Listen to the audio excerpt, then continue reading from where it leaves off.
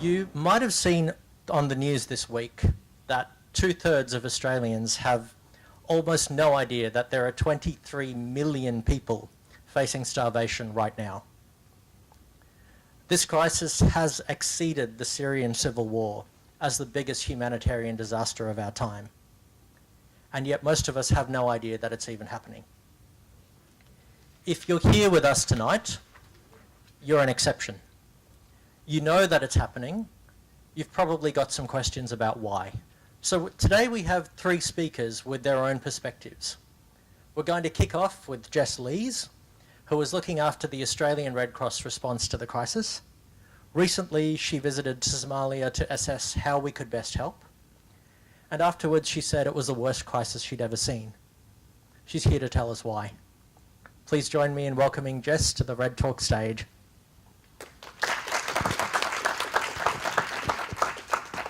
So as Zane has already shared with you, the United Nations has recently called the drought and food insecurity crisis unfolding across the Horn of Africa, Yemen and Nigeria the worst humanitarian catastrophe that is facing the world since the Second World War.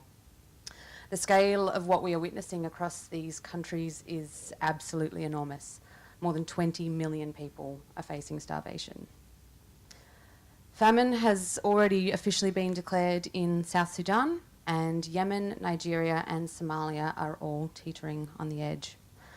The cause of what we're seeing is due to a combination of both man-made and natural factors, conflict, insecurity, and a cruel cycle of drought and flooding, destroying crops. The word famine is not used lightly. It defines a very pointy end of a scale of severity and has distinct nutrition and starvation related indicators.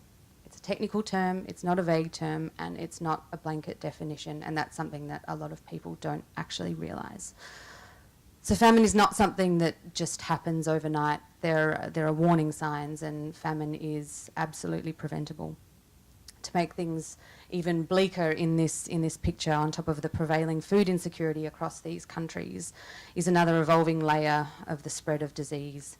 Diseases such as cholera that are further compounding the huge challenges that are already being faced by millions of people.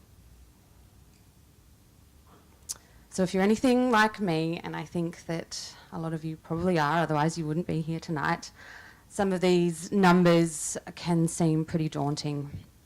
Unfortunately, I think that one of the biggest challenges facing aid agencies in trying to raise money and awareness for this crisis is in its enormity.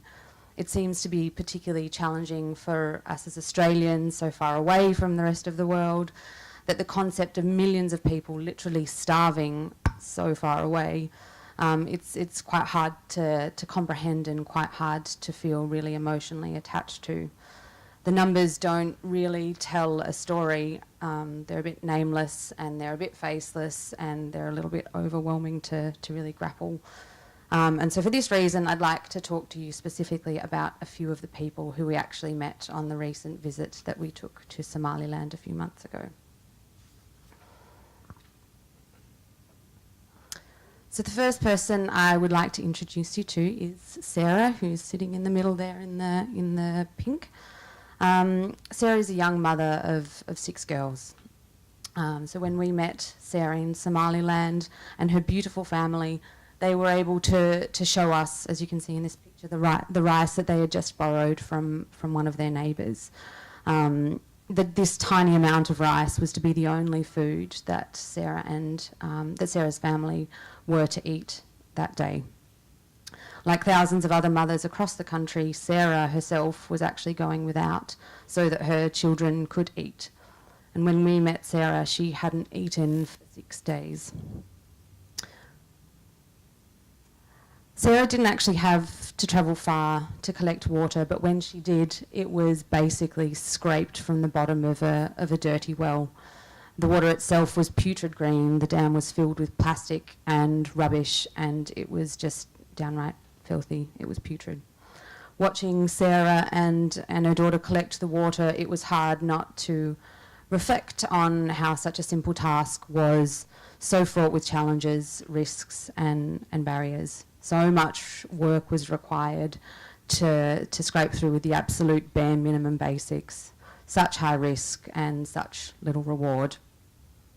And it made me feel honestly pretty sick to think of the aisles of the Coles and Woolworths supermarkets that we have here stacked with bottle after bottle, and how we have a choice and we choose to drink bottled water in Australia just because we choose to.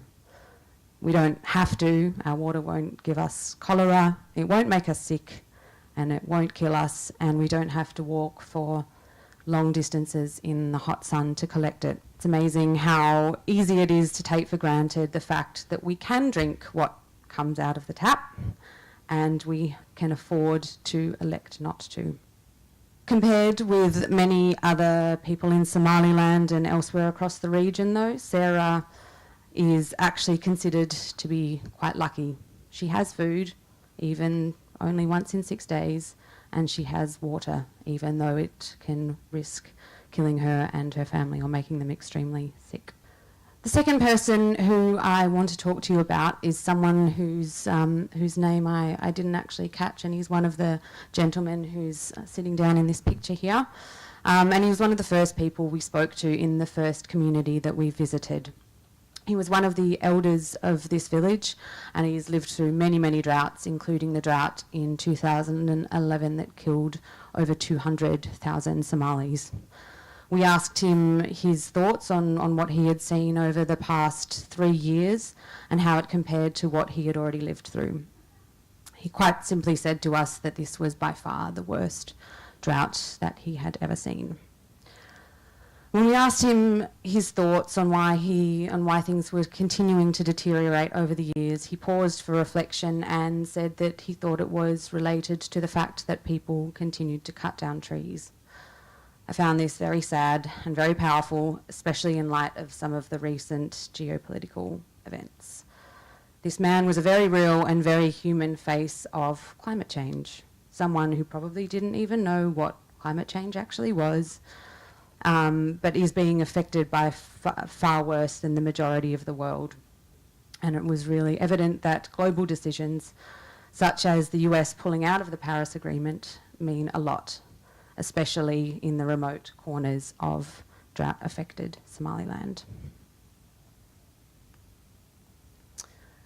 The third person I want to speak with you about is, and the third story I want to share is the one that perhaps affected me the most during my time in Somaliland. So this is Miriam. She's also a mother of a large family of girls and is the sister of Sarah, who I spoke to you about earlier. So before the drought, Miriam had a herd of over 50 goats. And over the last 3 years of failed consecutive rains, Miriam has watched as her animals grew thinner and their numbers continued to dwindle. When we met Miriam in the village of Korijabli, she told us that she only had 1 goat left of her previous herd of 50. We asked her to show us where she was keeping her goat, and so she took us outside to where it was tethered under the hot sun, with the shadow of just a few sticks as the only respite for this poor little goat. As we approached the goat, watching its laboured breathing, it quite literally took its last few breaths and kicked its skinny legs out, and its head fell back, as you can see in the photo, and it died in front of our eyes. And it was something that, you know, you absolutely couldn't script. It was extremely distressing and an extremely powerful thing to see. So the death of Miriam's last goat was really symbolic, I think, of where we are at in the time frame of this crisis. Unfortunately, I think the time for early action has passed, and more needs to be done now. More needed to have been done yesterday, so that the livelihoods and the lives of millions can be saved. The following day after we met Marion, we visited a stabilisation centre for children suffering from severe malnutrition and saw children that were barely more than shadows, and they didn't fit my understanding of what children looked like, and I couldn't help but feel and still feel now that it perhaps was too late for some of those children. So the few stories that I've just shared with you paint a bit of a bleak picture, but I do want to be able to leave you tonight with some sense of positivity and a little bit of hope. We saw during the visits to communities time and again that people were banding together and offering up what they could to help each other through. We saw families offering refuge to the displaced and offering handfuls of rice to their neighbours, even if that was all they had themselves. And we heard the excited screams of women who were able to fetch clean water for the first time in weeks, thanks to a local businessman who had paid to fill the well up. And this is what you can see here. I mean, it doesn't look that clean, but clean by the standards that they were using as their benchmark. And we saw the tireless work of our Somali Red Crescent colleagues as they piled into their mobile health units and travelled to remote villages to screen and treat malnourished children and to immunise them against disease and provide them with chlorine tablets to enable them water that wouldn't make them sick. So as much as I want to urge that this is an extremely desperate situation, the people of Somaliland themselves are not desperate. And despite needing assistance, they're not reliant on aid, they're reliant on each other. And the help that they are getting externally, such as the help that the Red Cross and the Red Crescent are able to provide in this situation, is only one piece, but it's an important piece of a big complex picture that has the ability to save lives if the assistance is scaled up now. Thanks.